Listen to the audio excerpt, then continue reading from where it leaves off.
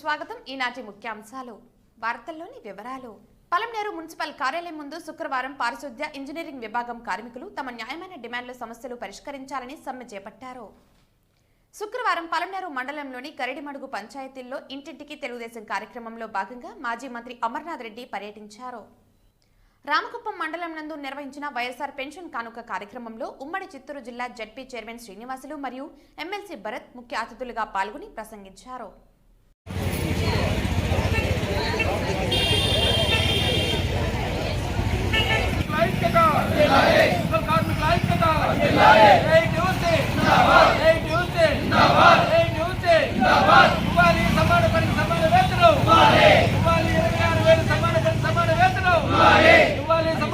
ఈ సందర్భంగా ఏఐటీయూసీ అధ్యక్షులు సుబ్రహ్మణ్యం, పట్టణ కార్యదర్శి మంజునాథ్ బాబులు మాట్లాడుతూ రాష్ట్ర వ్యాప్తంగా 26 జిల్లాల్లో మున్సిపాలిటీ, మున్సిపల్ కార్పొరేషన్లో పనిచేస్తున్న పారిశుద్ధ్య కార్మికులు, ఇంజనీరింగ్ విభాగం కార్మికులు, ఇతర విభాగాల్లో పనిచేస్తున్న కార్మికుల న్యాయమైన డిమాండ్లను పరిష్కరించాలని ప్రభుత్వానికి, సంబంధిత అధికారులకు, సంబంధిత మంత్రికి తెలియజేసినప్పటికీ కూడా సమస్యను పరిష్కరించకపోగా సమ్మెను నిర్వీర్యం చేయడానికి ప్రయత్నిస్తున్నారు తప్ప సమస్యను సానుకూలంగా పరిష్కరించడంలో ప్రభుత్వం మొండి వైఖరి అవలంబించడాన్ని తీవ్రంగా విమర్శించారు.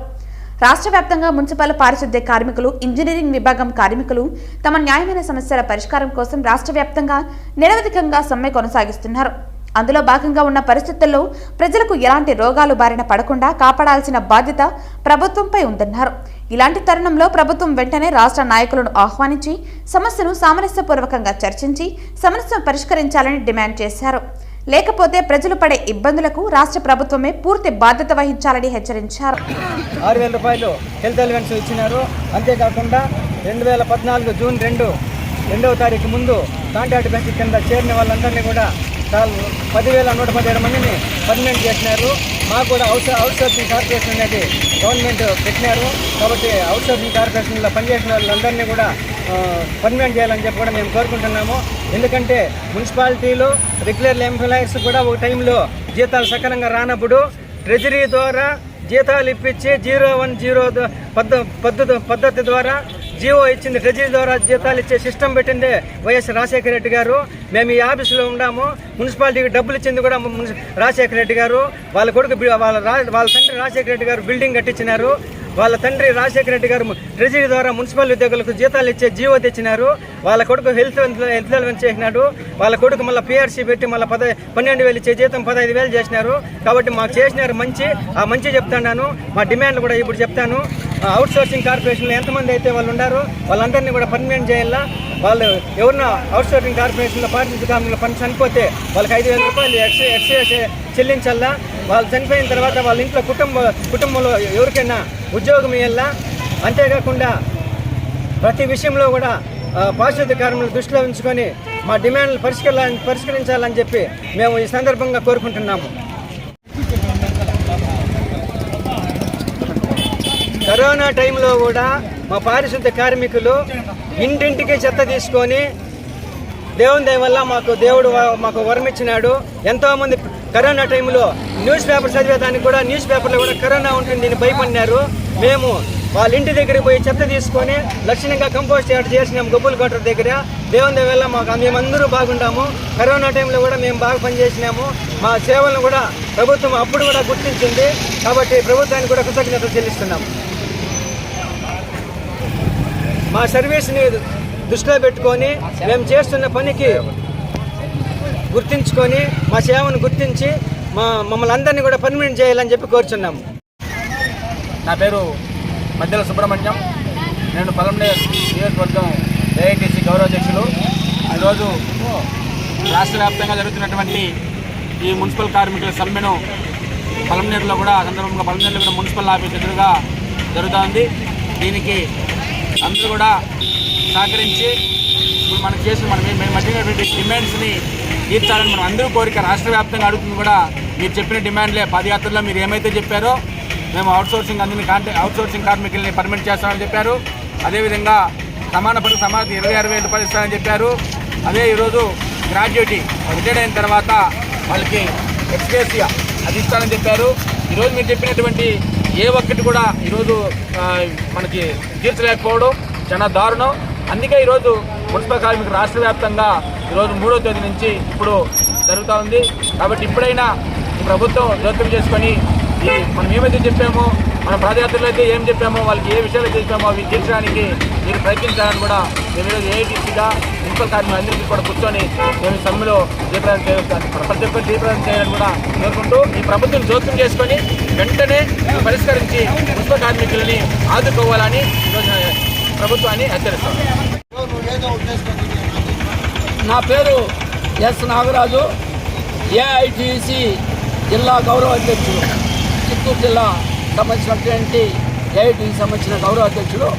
ఈరోజు రాష్ట్ర వ్యాప్తంగా 26 జిల్లాల్లో మున్సిపల్ కార్పొరేషన్లో పారిశుద్ధ్య విభాగంలో పనిచేస్తున్నటువంటి శానిటేషన్ కార్మికులు, అదేవిధంగా ఇంజనీరింగ్ విభాగంలో పనిచేస్తున్నటువంటి కార్మికులు, అదేవిధంగా మిగతా తదితర విభాగాల్లో పనిచేస్తున్న కార్మికులు మొత్తం కూడా వాళ్ళకు కనీస వేతనం 26,000 రూపాయలు ఇవ్వాలని, ఏదైతే ఈ దేశంలో ఉన్నత న్యాయస్థానమైనటువంటి సుప్రీంకోర్టు తీర్పిచ్చిందో సమాన పనికి సమాన వేతనం ఇవ్వాలని, కనీస వేతనం 26,000 రూపాయలు ఇవ్వాలని జగన్ మా పాదయాత్రలో జగన్మోహన్ రెడ్డి ప్రభుత్వం పాదయాత్రలో పారిశుద్ధ్య కార్మికులకు హామీ ఇచ్చారు.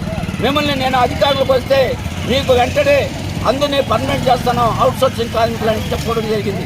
కానీ వచ్చే 4.5 సంవత్సరాలు పూర్తి అవుతుంది. ఎన్నికలు కూడా తొందరలో రాబోతుంది. ఇంక 2-3 నెలల్లో ఎన్నికలు వచ్చేస్తాయి. ఈ యొక్క కాలం అంతా కూడా కాలం కూడా పూర్తి అవుతుంది. అయినా కూడా జగన్మోహన్ రెడ్డి ప్రభుత్వం, జగన్మోహన్ రెడ్డి ముఖ్యమంత్రిగా ఆయన చెప్పినటువంటి హామీలను నెరవేర్చకపోవడం చాలా దుర్మార్గం. ఇది అన్యాయం అని కూడా ఈ సందర్భంగా తెలియజేస్తున్నా.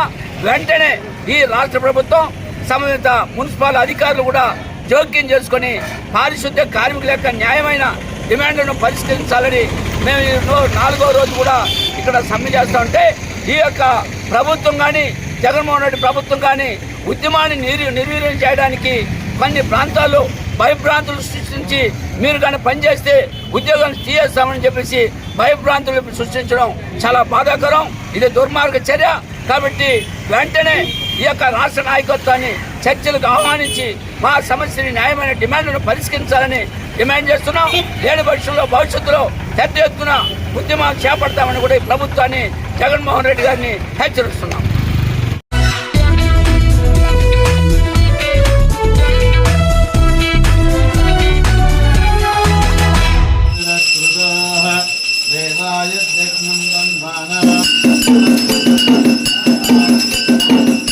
కరటిమడుగు మరియు జరావారిపల్లి పంచాయతీ కేంద్రాలలో పార్టీ జెండాను ఆవిష్కరించిన ఆయన గ్రామస్తులను ఉద్దేశించి ప్రసంగించారు. అప్పు చేసి బటన్ నొక్కడం తప్ప అభివృద్ధి జగన్కు చేత కాదని ఆయన పేర్కొన్నారు. అమూల్ డైరీకి పాలను పోయాలని, లేకుంటే ప్రభుత్వ పథకాలను కట్ చేయడంతో పాటు స్వయం సహాయక సంఘాల నుంచి తొలగిస్తామని అధికార పార్టీ వారు హెచ్చరిస్తున్నారని చాలా మంది పాడి రైతులు ఆయనకు తెలియజేశారని అన్నారు. దీంతో స్పందించిన ఆయన ప్రభుత్వ తీరుపై మండిపడ్డారు.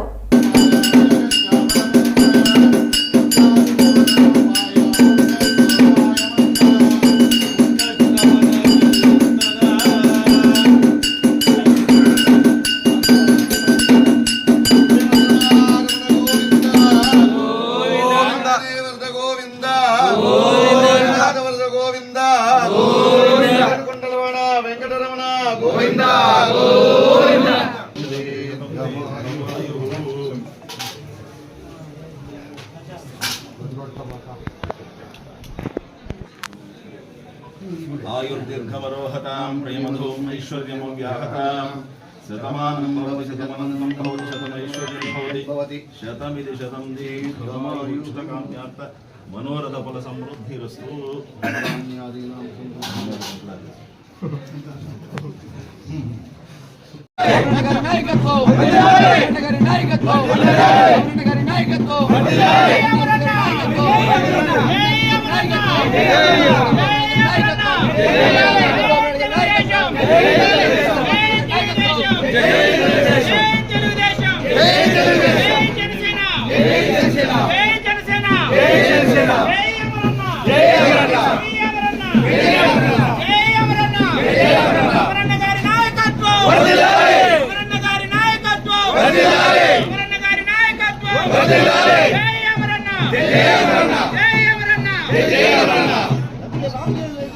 తెలుగుదేశం పార్టీ ఆవిర్భావం తర్వాత ఈ గ్రామ పంచాయతీలో చాలా కార్యక్రమాలు చేసుకున్నాం. గతంలో తక్కువ కాలంలోనే ఈ గ్రామ పంచాయతీలో సీసీ రోడ్లు కానీ, డ్రైన్లు కానీ, త్రాగునీటికి సంబంధించినటువంటి కార్యక్రమాలు కానీ మరి అన్నీ కూడా గత ప్రభుత్వంలో మనం చేసుకున్నాం. ఈ 4.5 సంవత్సరాల్లో ఈ ప్రభుత్వం ఏర్పాటైన తర్వాత ఈ గ్రామంలో ఏం చేశారనేది ఒకసారి అందరినీ కూడా ఆలోచించుకోమంటా ఉన్నా. ఎందుకంటే ఈ 4.5 సంవత్సర కాలంలో కనీసం గత ప్రభుత్వంలో వేసినటువంటి ఎల్ఈడి లైట్లు బర్న్ అయినవి మార్చే పరిస్థితి అయినా ఈ ప్రభుత్వానికి, జగన్మోహన్ రెడ్డి ప్రభుత్వానికి ఉందా నేను అడుగుతా ఉన్నా.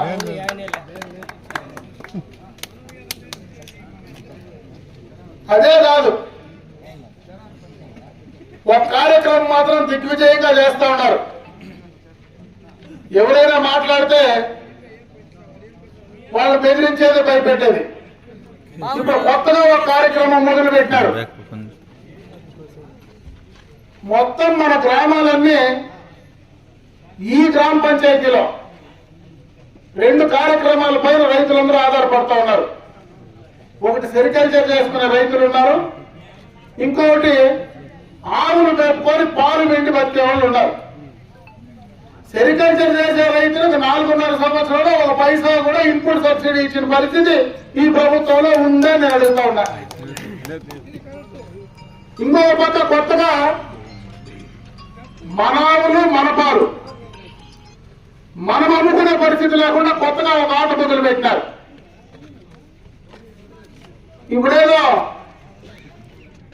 ఒక కొత్త డైరీ వచ్చింది, జగన్మోహన్ రెడ్డి గారు పెట్ట డైరీ. దానికి పోస్తేనే ఆడవాళ్ళకంతా లోన్లు ఇస్తారంట, లేకపోతే లోన్ లేరంట. ఇది ఎక్కడ పెట్టారో నాకైతే అర్థం కావడంలే. అసలు ఎక్కడికి పోతా ఉన్నారు, ఏంది ఇది? సరే, మన భూములకంతా, మన తాత ముత్తాతలు సంపాదించిన భూములకంతా మన పాస్బుక్లు ఇచ్చినారు. దాంట్లో మన తాతలే, ముత్తాతలే, మన అబ్బుదేలే. జగన్మోహన్ రెడ్డి బొమ్మేసి ఇచ్చినాడు. ఏడ కర్మ ఆడ బాని అని అనుకున్నాం.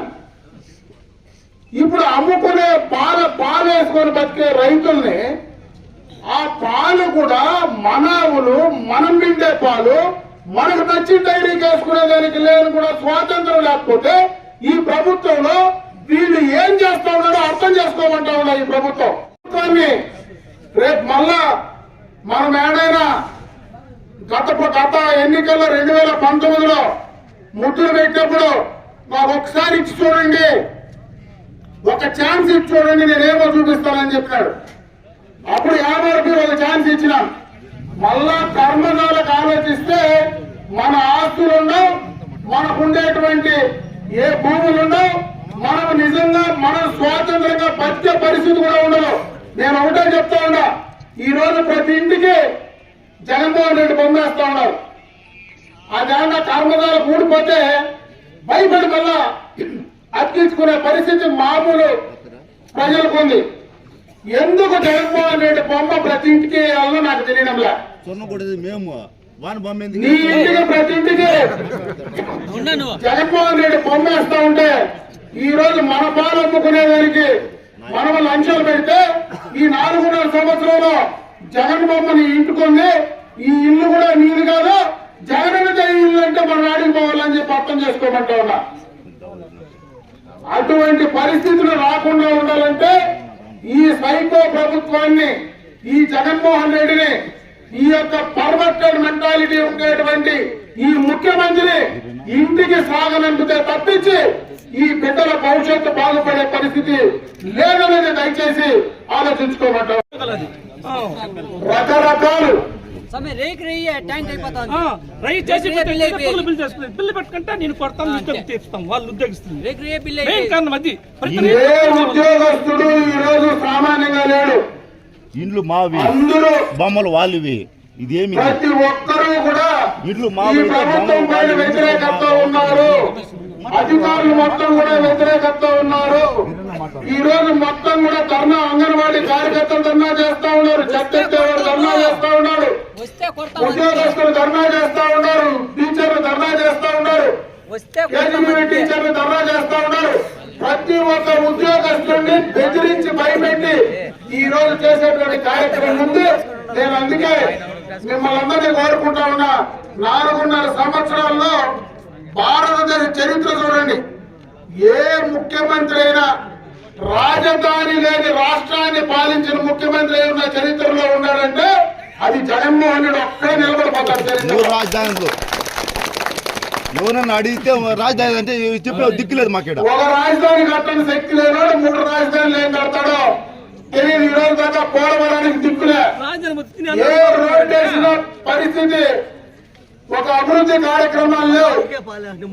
ఎంతసేపు నేనేందో సచివాలయాన్ని కట్టా, నేను బటన్ నొక్కుతానని చెప్పేటువంటి కార్యక్రమం తప్పించి అప్పు తెచ్చినా బటన్ నొక్కినా ఈ 2 పనులు తప్పించి జగన్మోహన్ రెడ్డి ఏమైనా 3వ పని చేసినాడా అని అడుగుతా ఉన్నా. కనీసం సామాన్యమైనటువంటి వాళ్ళ ఎమ్మెల్యేలకు మంత్రులకే ఇంటర్వ్యూ లేవు, వాళ్ళు మాట్లాడాలంటే లేదు. మళ్ళా నా ఎస్సీ, నా బీసీ, నా మైనారిటీ. ఈ రోజు ఎస్సీలు, బీసీలు, మైనారిటీలు ఈ ప్రభుత్వంలో పూర్తిగా కూడా అన్యాయం అయిపోయినటువంటి పరిస్థితులు ఒకసారి గుర్తు చేస్తా ఉంది. ప్రభుత్వాన్ని బుద్ధి చెప్పండి. ఖచ్చితంగా రేపు జరిగే ఎన్నికల్లో తెలుగుదేశం పార్టీకి సైకిల్ గుర్తుపైన ఓట్లేసి మరొక్కసారి చంద్రబాబు నాయుడు గారిని ముఖ్యమంత్రి చేయమని చెప్పి నేను ఈ సందర్భంగా మిమ్మల్ని అందరినీ కూడా కోరుకుంటూ, ఆ రకంగా చేస్తేనే మన బిడ్డల భవిష్యత్తు బాగుంటుందనేటువంటి విషయాన్ని ఈ సందర్భంగా మీ అందరి దృష్టికి తెస్తూ సెలవు తీసుకుంటా. జై హింద్, జై తెలుగుదేశం, జై జనసేన.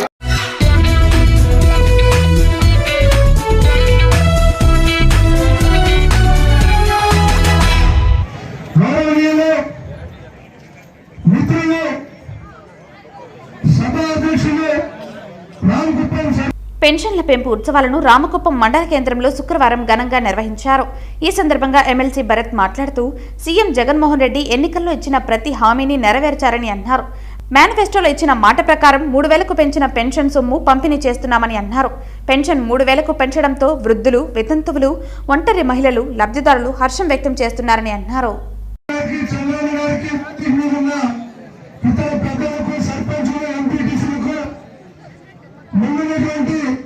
రామకుప్పం మండల ప్రజలకు, పత్రికా మిత్రులకు అందరికీ పేరు పేరున నమస్కరించుకుంటూ ఈరోజు మనమందరం కూడా ఎంతో గర్వపడాలి. పండుగ వాతావరణంలో మన ప్రియతమ నాయకులు వైఎస్ జగన్మోహన్ రెడ్డి గారు ఏదైతే మాట ఇచ్చారో పాదయాత్రలో నేను 2,000 రూపాయలు పెన్షన్ 3,000 వరకు చేస్తానని, అది చేసినటువంటి మంచి రోజు ఈ పండుగ రోజు. ఈ రోజు మీ అందరికీ కూడా అవతారం మొదల్లో, అక్క చెల్లెమ్మల మొదల్లో చిరునవ్వు చూడాలి. ఈ 3,000 రూపాయల పెన్షన్లు ఒక పండుగ వాతావరణంలో మండల హెడ్ క్వార్టర్లో జరుపుకోవాలని గౌరవ ముఖ్యమంత్రి వైఎస్ జగన్మోహన్ రెడ్డి గారు ఆదేశాల మేరకు ఈ రోజు ఈ కార్యక్రమాన్ని ఇక్కడ జరుపుకుంటున్నాం.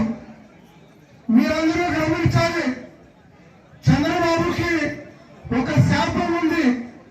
నిజం చెప్తే తల ముక్కలైపోతున్నాయి. ఆయన ఏదైతే నేను చేస్తానంటాడో అవి ఖచ్చితంగా చేయడు.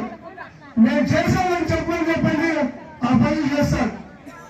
ఈరోజు మహిళా మహాశక్తి అనే పేరుతో ఇలా గ్యాస్ సిలిండర్లు ఇచ్చేస్తా, బస్సులో ఉచితంగా ప్రయాణం కల్పించేస్తా, ఇంకా అమ్మఒడి కింద మందులు మిగిలిందా ఇస్తారని చెప్పి ప్రభావాలు పలుకుతున్నారు. రోజు మీరందరూ గ్రహించాలి, అక్క చెల్లెలు ముఖ్యంగా మీ డ్వాక్రా రుణమాఫీ చేస్తామని చేశాడా? మీ బంగారు ఇంటికి తెచ్చిచ్చాడా? రైతులకు రుణమాఫీ చేశాడా? ఇవన్నీ ఎందుకు చేయలేదు చంద్రబాబు అని చెప్పి మీ గాయాలు బస్సు అడిగింది. చంద్రబాబు ఎటు ఒక్కడిగా రాడు.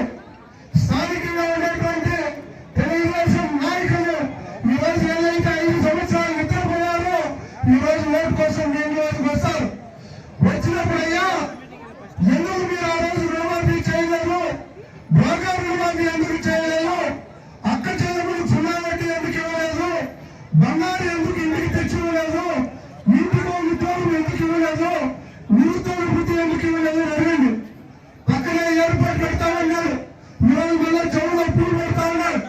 కుప్పాన్ని ఏదో ఉద్యోగం చేస్తా, మీ కాయగూరలంతా ప్రపంచానికి నేను పైకి ఎత్తిపోతానని చంద్రబాబు నాయుడు చెవులో పూలు పెట్టినంత మాత్రాన ఇక్కడ నమ్మకి ఎవరు ప్రజలు సిద్ధంగా లేరు.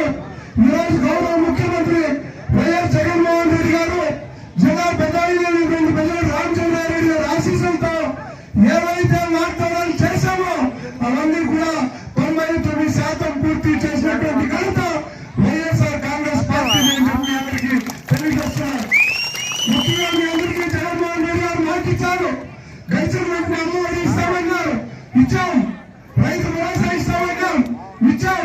విద్యార్థులు ఫీజు రియంబర్స్మెంట్ అన్నాం, ఇచ్చాం. అక్క చెల్లెమ్మలకు వైఎస్ఆర్ చేయుత అన్నాం, ఇచ్చాం.